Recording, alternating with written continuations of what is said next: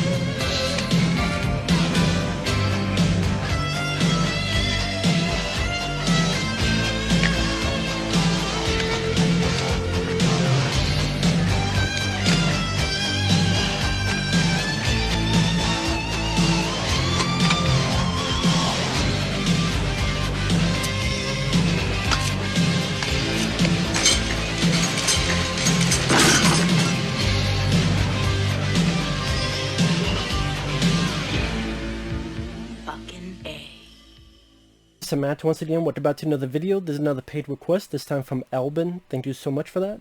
And for those interested in requesting pretty much any type of videos, commentary, reaction, review, re-review, news, list, randomness, out of the blueness, feel free. You just send it either directly to my PayPal or join my Patreon. Both links are down below in the info box. Yeah, I keep doing this because stupid mosquitoes, because they're raining every day, and mosquitoes love it, and I hate it. I know that you really needed to know that. But Let 'Em Go, which I got confused with a movie that I did review, Don't Let Go. This is a film from 2020. It has Kevin Costner and Diane Lane, which is interesting because those were the parents in Man of Steel. So it's interesting to see them as a husband and wife again. Is this an alternate Man of Steel? I'll say I think it's a better movie. But Kevin Costner and Diane Lane, they do work well together. Again, they've worked together before. And they're definitely the best parts of the film. It's a very slow, very quiet, very subdued type of movie. It was okay. I will be honest. It was a movie that I got kind of bored with at times. There's some things I disagree with the ending. If you like modern films that do have a little bit of a Western feel, if you like, diehard Kevin Costner, Diane Lane fan, it's worth a look. It's definitely more of a slower, quiet, contemplative type of movie. Pretty much Kevin Costner and Diane Lane have their son and their daughter-in-law and their grandkid living with them. But sadly, their son is found dead in a horse riding accident. It's years later, and the daughter-in-law has gotten married with someone else. Diane Lane sees that the guy's beating the hell out of her and pushes the kid, so of course she's worried about it. Talks to her husband Kevin Costner.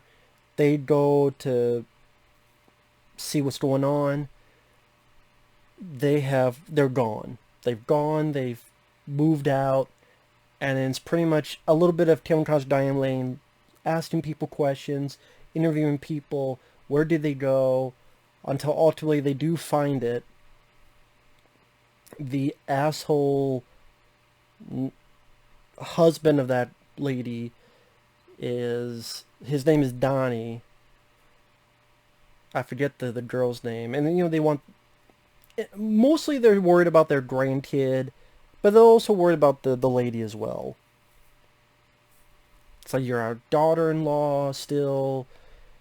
Even though our son's dead, we still care about you. We definitely care about our grandkid.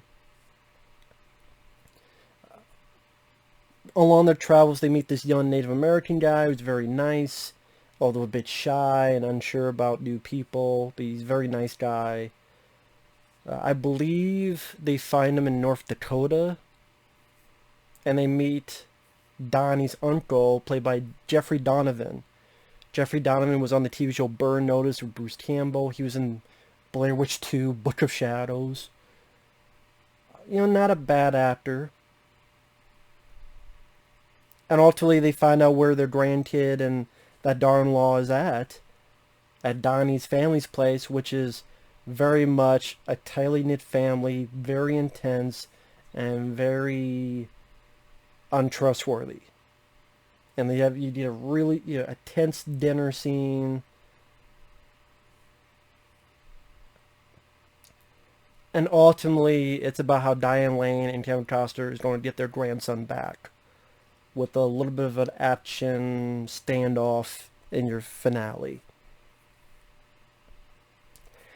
I don't really have a whole lot to complain about in the fact that it's a good-looking film. The cinematography is spot on. Kevin Costner and Diane Lane play off each other fairly well. They work well together. Like when they're driving, Diane Lane pulls out a piece of cake that they had earlier, gives it to Kevin Costner, and Costner, oh, so I'm allowed to have this? But not in this nasty way, but like playful way. Or they have like a nice dinner sequence after the tense one, but when it's just the two of them, and they have talk about how much they love each other, and Kevin Costner talks about how, you don't really believe there's anything after this life, and yet you think a horse has a soul. I sit there and go, yep, that's the gal for me. Again, they're saying nicely. They make the film worthwhile. And like I said, it's a very deliberately slow, I keep saying quiet and contemplative. Spoiler alert. Spoilers, what also happens is they want to get their daughter-in-law and grandkid out. They get caught. They get in their motel room.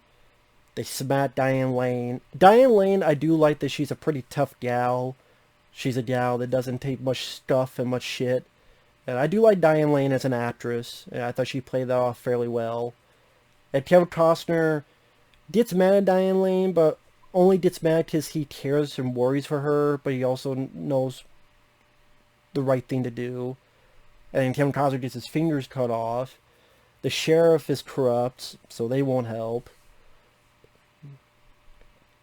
Is trying to tell a little bit of a story about dealing with loss. Because Diane Lane, after the death of their son, she's been out of it. And ultimately she does break down with Kevin Costner. Do you want to say Kevin Smith? That'd be a different movie.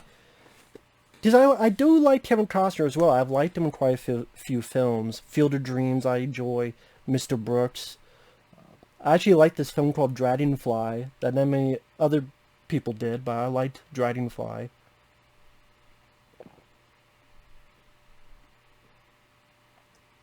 I don't like every film he's done. The Postman and Wyatt Earp I found extremely boring. But again, I do like Ballroom, The Untouchables, Tin Cup. I didn't mind No Way Out. I believe I reviewed that one. So I think they wanted him for The Hunt for Red October. And... well, no. Maybe it's The Presidio. I think it's The Presidio, and Sean Connery's like, yes. Then they got Mark Harmon. They went, I wanted to work with Kevin Costner again. I like Mark Harmon, but yet Kevin Costner is a better film star than Mark Harmon. Like, Mark Harmon works well for comedies, like Summer School. He wasn't bad in The Presidio, but I'm going off tangent, sorry. This way, it was fine, but there was really nothing in it that jumped that fence, jumped that extra mile, the few extra steps that maybe really get pulled into it. And then the finale, didn't go into spoilers. Kevin Costner's like, I'm going to go back and get the kid. Gets the darn long kid. Little bit of action. where he makes the head of the clan, Blanche, I believe her name, shoot Jeffrey Donovan in the head. She ruins Kevin Costner, but Kevin Costner grabs a gun and helps shoot 2 more people. Diane Lane arrives, is pulling Kevin Costner out. Blanche comes in, shoots Kevin Costner, he dies. Granted, it was a rousing moment when Diane Lane gets the gun and shoots the bitch Blanche. I don't think you need to kill off Kevin Costner. I thought, he already had his fingers cut off. You could wound him. He's already been wounded. I think that's enough.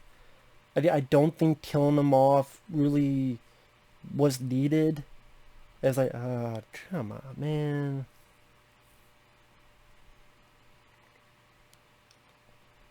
I just... The guy's already been wounded, his fingers cut off. I don't think that needed to be a thing. I don't think that needed to happen. And it kind of makes it where I was going to watch this film again to begin with, but after that, it's like even less so. And then Diane Lane, the daughter-in-law, and the grandkid, all 3 of them ride home together. So yeah, it's one of those films you watch, okay, there's really nothing tremendously creative. There's nothing really extremely original about the film. Cinematography is nice looking, but there's no shots that maybe go, wow, or awe-inspiring, or whoa. It's fine. It's one of those that I think is helped tremendously by Diane Lane and Kevin Costner. And if you had 2 lesser actors, I think you would have had an even more boring, typical film. And that's the thing, for the most part, it's kind of a typical flick you've seen. If you've seen enough movies I've seen, done quite a bit. And again, nothing really that stands out a whole lot from the pack. It's not that it's done badly, it's just kind of, it's alright. One of those reactions, which is the hardest reviews for me to do, because you either love it or you hate it, and that's more to work with in a review. But when a movie's fine, I don't know where to go from there. The villains, you definitely grow to hate. I mentioned how the 2 leads, I like their little banter, the way they play off each other. The young Native American guy was fine, although technically you could work around it that you didn't really need him in the movie, other than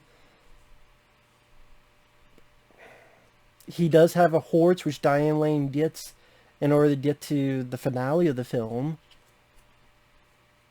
Again, the guy did fine, but technically you didn't really need that whole thing. He doesn't really do a whole lot to help out. Again, other than letting Diane Lane have the horse.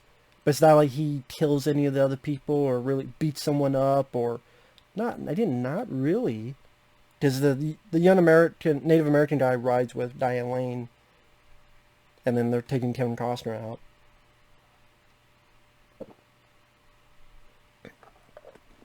Like, maybe that'd be a moment where the guy could then do something or throw something, hit Blanche, and then Diane Lane gets the gun and shoots Blanche.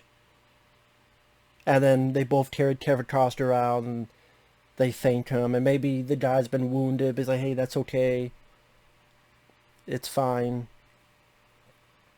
Or maybe it's like, no, you come with us too. You're alone here by yourself. You come with us too. And Diane Lane's like, no, you come with us.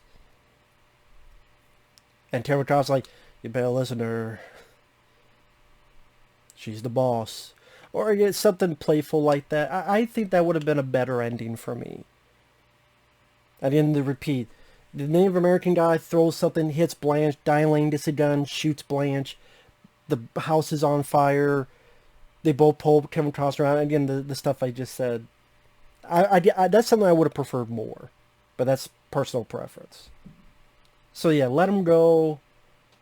The title, I guess, is really about Diane Lane letting go the death of her son and blaming herself. Did she try and save him medically or whatever?